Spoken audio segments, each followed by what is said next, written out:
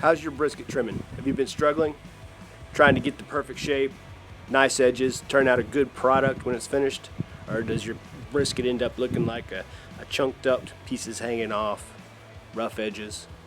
We're going to show you today how to make a pretty, slim, trimmed brisket. I'm going to warn you, this video is a little more aggressive in trimming than most people go, but it's worth it. So hang in there, check out this video. I'm JB with Barton Barbecue Smokeworks. Brisket class is in session.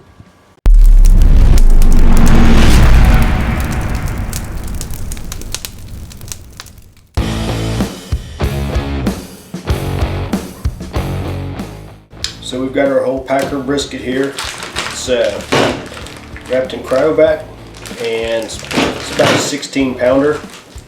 So we're going to go ahead and get this thing open. Dry it off a little bit. So let's talk about why we trim a brisket. We're going to go through here, we're going to trim the inedible fat and make the brisket, shape it to a more uniform shape and a more uniform thickness, so we get a nice even cook and we don't have to do a lot of trimming after the brisket's cooked. We want all that nice bark and seasoning and whatnot to stay on there and after we've cooked it, and so that every bite has a nice big flavorful amount of bark on it. So we've got our brisket unwrapped. We're going to go through, we're going to flatten it out, kind of rub on the edges, expose all these little ears that may be sticking off, see how thick the edge is where the decal's running. This is called the decal fat. We're going to be getting rid of that. Just kind of looking for any butcher slices. A lot of times when they're going through there and cutting these briskets off, you'll get a slice through here or a slice across here. So you want to know that that's there prior to starting to cut and trim so that you can trim accordingly. This one looks pretty good. We don't have any mishaps from the butcher. Maybe, well, we got a small one here. You can see that. So we're going to go through, and when we're trimming the fat off the top of this, we'll kind of integrate that into the aerodynamics of the brisket. So today we're going to be using this 7-inch boning knife, which I like to use to carve some of the fat off, but I also like to use my big slicer for making the slices across the top, removing all this top fat and the silver skin. I feel like you get a much nicer slice, more uniform. You're less apt to get the little divots in there that collect the moisture and ruin your bark. So I like to use two different types of knives. A lot of guys will just use this knife and that's it, and that's fine. Whatever works for you. So two knives works for me. That's the way I've usually done it. It's always best to start with a really cold brisket, not necessarily frozen, but close to, maybe 34, 35 degrees, so that this fat trims easier. Once it starts to warm up, it gets a little pliable and mushy and it's harder to trim, so starting with a cold brisket is very important. We've gone through, we've looked for our butcher nicks, which we found one here that we'll take care of. The other side looks pretty good. We're going to be removing this horn of meat here to get a uniform thickness on the brisket. We'll be removing some of this fat. There's some thick fat along in here. We'll slice the edges so that we can talk through that. And we're going to shoot for about a 1/4 inch layer of fat on the fat side. Some people call this the top, some people call it the bottom. Fat side up, fat side down, whatever. Float your boat. I cook fat side down because I'm a competition guy and that's typically the way I cook. So when I'm doing backyard, I continue to cook fat side down as well. That works for me. So today's brisket trim is a backyard trim. This is not a competition video. We're just going to be going through and trimming this up and getting it ready to throw in the smoker in the morning, just for family eating. So we're going to be a little picky, but not too much, and we're not going to be taking off a ton of it like I typically would for a competition brisket. So we're going to start with removing this hard edge here. You can see kind of makes the meat brown. We're going to get rid of that first, and all of these trimmings will be going into my catch bucket. So I make my own sausage and hamburger. I save all my brisket trimmings, so they'll go from here to a vacuum sealed bag and into the freezer until it's time to make sausage next. So we're going to cut this edge.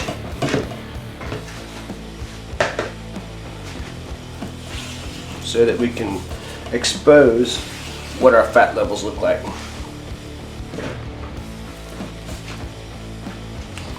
So you can see here what we're dealing with on the fat side. You know, we've got almost an inch of fat on the edge. You can see the flat, the lean side, flat's here. And you have a fat vein that runs through the middle and separates the flat from the point.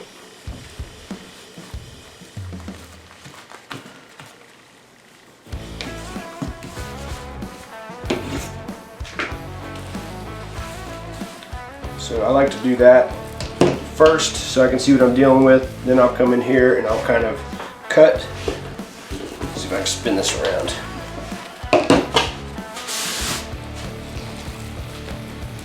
We're going to kind of get down in here and cut this decal. Now, I don't like to dig it out. I like to slice it down, but I don't like to dig and leave a big hole in the side of the meat. And some people do, and that's fine. There's no right or wrong as far as cutting that out, in my opinion. So I like to shave it down and leave a little bit of it on there versus having a big chunk dug out and almost starting to separate the point in the flat.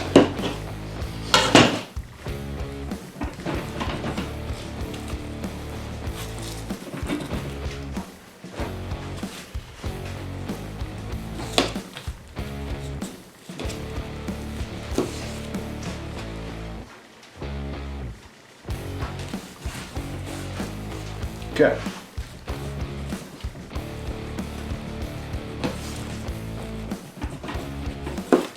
Again, the whole reason we are trimming this brisket is to give it an aerodynamic and uniform shape and to remove the unwanted inedible fat. There's no reason to have it on there and give your brisket a really nice bark and then come in and shave all that bark off, trying to get rid of the fat before you can serve your guests or your family the meat. So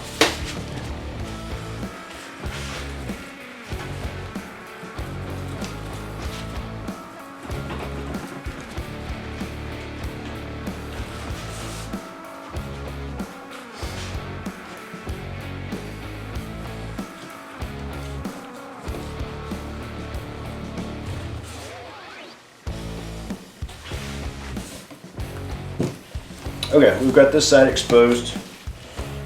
I like to kind of do the same thing to the other side.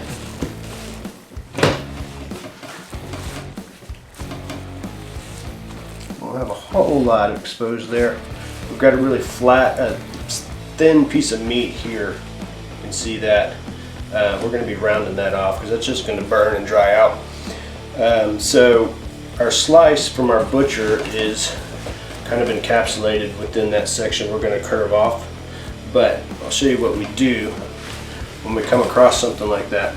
If you put your hand underneath and push that slice up and expose it, and just run your knife across there and just flatten it out. You're basically cutting the little slice wings off. Okay, so that's going to give us a nice smooth appearance there. It's not going to catch liquid and it's not going to ruin our bark, so we got rid of that. Alright, so I'm going to go across here and I like to remove some of this fat on the top, and typically I remove quite a bit of the silver skin. So I'm going to go through and do that right now. We'll show a little bit of it and then probably fast forward through some of it. This isn't, you don't have to remove this if you don't want to, or the silver skin. It's going to render a little bit, but I like to take it off just to give my brisket the best chance of being tender. Nothing standing in the way, no chewiness, no silver skin. So the best way to take this off is to get your hand underneath, cut with the grain in long smooth strokes, and you can get that fat to come right off. And if you take a little bit of meat off at the same time, that's okay.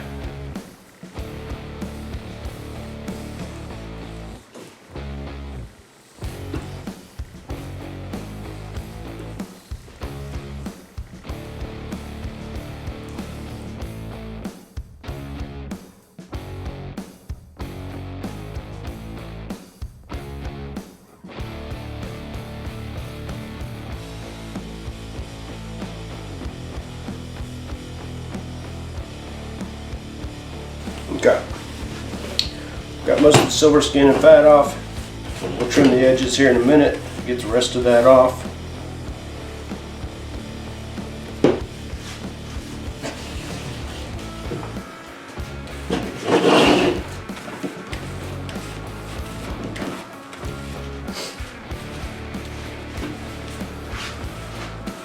So we see that the grain of the meat is running this direction right here. So you want to make sure when you go to slice, you're going to be slicing across it like this, so you get the most tender piece. So you can go ahead and put a notch in that corner if you want to remind yourself where you want to start cutting from. At this point, I look at the brisket and I'm looking at the uniform width, and I'm thinking that I want to take some of this skinny stuff off that we're going to cut off anyway on this side, and give ourselves kind of an even looking brisket across here. So I'll use the back of my knife and kind of give myself a little line there of where I think I want to cut it, start visualizing the shape.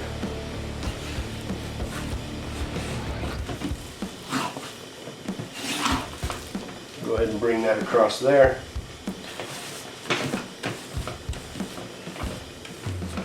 Okay, it's looking pretty good.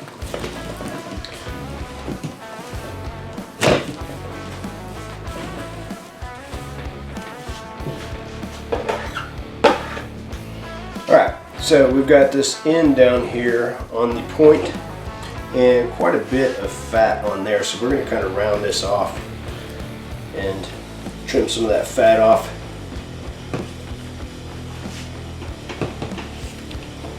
So every brisket's shaped differently, so you just kind of have to look at it and visualize what you want your final product to look like.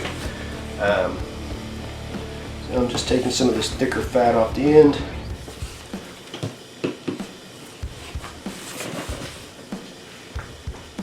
And then this piece here that's sticking out,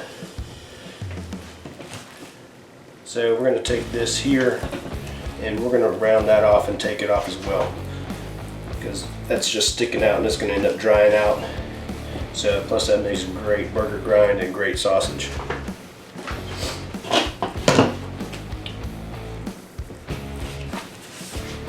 Alright, so we've got a nice round point. We'll go ahead and round our edges for our flat. Put this around so you can see. So we'll take this,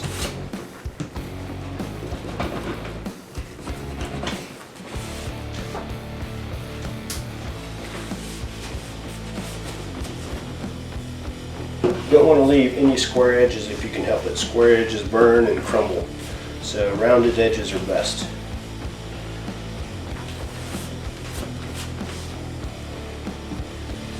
Alright, we'll trim it a little bit more from the other side once we get it flipped. So on the fat side, we're going to be trimming off and shooting for a 1/4 inch layer of fat across the whole brisket, or thereabouts, 1/8 inch to 1/4 inch. Different people prefer different thicknesses. If you can see this here, this horn, I usually cut this off in order to get a flat uniform size across here. Plus we have a large slice of fat through here that we want to get rid of as well. So I'm going to take my slicer and I'm going to get rid of this piece here,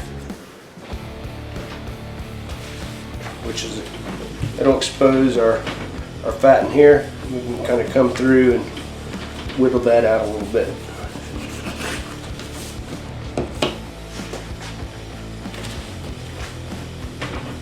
Alright, I'm going to take a little bit more down.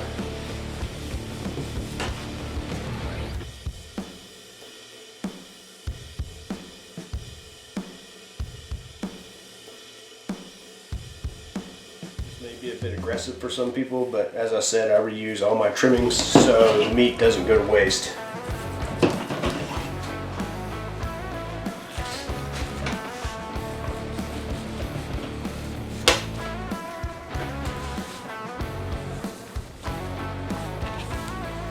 So right here I'm just smoothing out, making uniform across this thick fat piece here, trying to whittle it down. Pretty good. So now we'll turn it around and we'll be looking on this side here, and this is the one where you can see where we've got quite a bit of fat across here. So we're going to start at an angle. Use the flexibility of your knife to kind of curve around there. Or you can use your boning knife. So this, you don't have to worry about getting in here. You don't want to go too crazy, but if you get a little deep and expose a little bit of meat right there, it's okay. It's not the end of the world. The main thing is getting the fat down to a manageable content so that when your bark is built on the outside of this brisket and you go to slice it, you could serve that slice with that little bit of fat with that bark on there.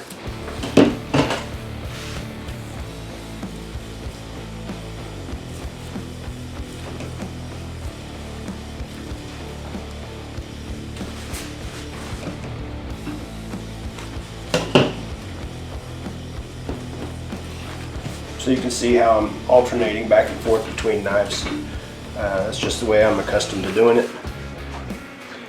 One knife is just fine if that's what you prefer.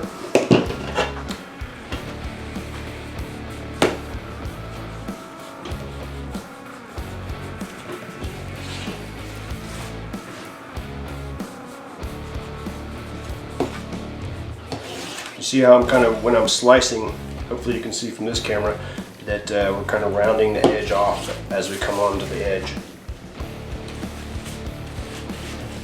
Alright, this all looks pretty good. This is all thin fat through here. You can kind of feel, and where it's still stiff and hard, you've got a pretty good amount of fat in there. Where it's soft and pliable, you've gotten down to a manageable amount, and should be good to go. So now we're just going to kind of go through and pretty up the edges a little bit. Because you want round edges. Round edges are best. So we'd love to hear from you down below. If you'd leave a comment and or any questions you may have on this brisket trim, we'd love to try and get them answered.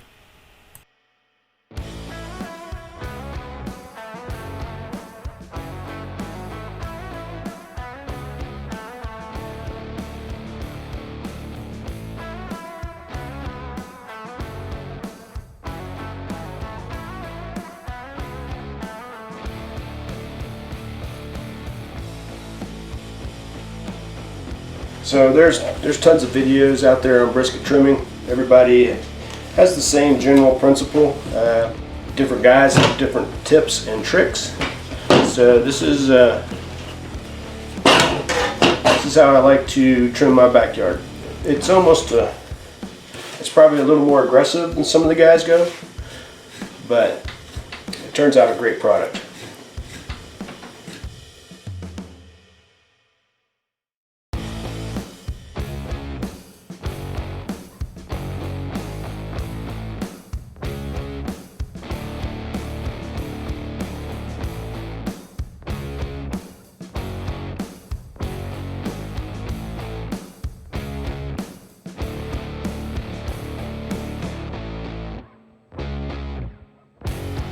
Okay, I think that's it. We're round this edge out just a hair. Remembering to keep our slice on this corner because that's where we're going to start to cut against the grain when we go to slice this bad boy.